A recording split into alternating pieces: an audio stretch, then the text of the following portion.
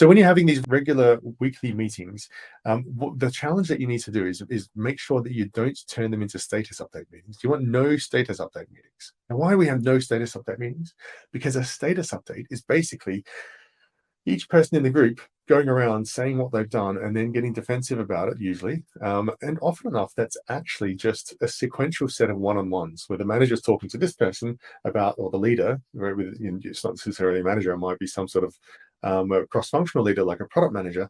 Let's talk to this person, let's talk to this person, let's talk to this person. If it works really well, sometimes people will interact about that, but all we're doing is sharing status. This can be done in an email. This can be done in some sort of tool. We can update the status there. We can get everyone to go and have a look at it. Now, it's important that everyone does understand the status, but there are other ways of doing that apart from a meeting, and just having a one-way reporting meeting is a waste of everybody's time.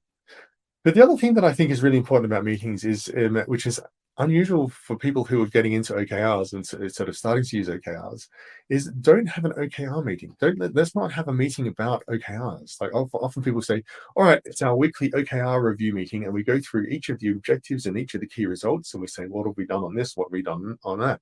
And it feels like the right thing to do because it's kind of obvious, right? But it's not that helpful. The reason is because it just turns into exactly that kind of status update meeting. It turns into a debate, or it turns into an existential crisis of, well, what are we trying to do? And then we have to go from first principles on, that's the key result, what's the plan, what are we doing? And we're going all the way back from there. And it's a very time-consuming process. So what's the solution to this? What do we actually need to do?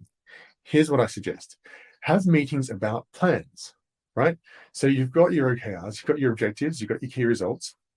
People in the organizations, whether they're different functions or products or functional groups, cross-functional groups, or whatever groups they are, or individuals or leaders, will have plans. And their plan is basically, what am I planning to do this quarter, right?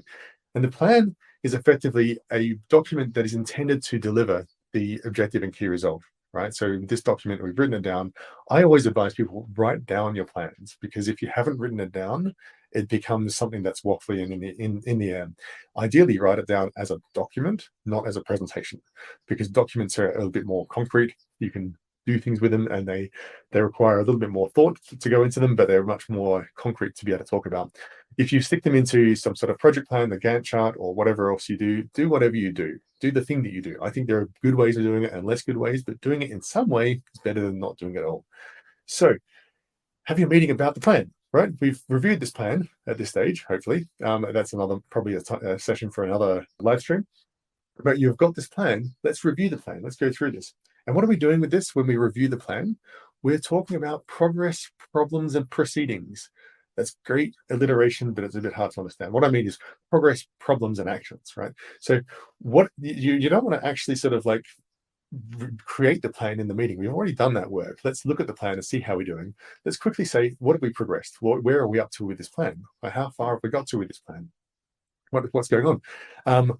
And that's different to a status update, because you have a plan. You can say, well, we've done these things here. We don't have to explain everything without context. We have the context. What problems have we encountered? This is also like, what learnings have we had? What's new in this? We did this, we did that. Good, well done, right? We also discovered that this is really hard. That's an interesting problem. Now, the final thing here is, what are the actions? What are the things that you're going to be doing next, right? And that's partially is about just, part of that is about saying, here's the plan. We're going to be doing those things next. And that's kind of obvious, right? But so often when there's a problem, you need to do something different to what's in the plan. So this is actually a change to the plan. How are you adapting your plan?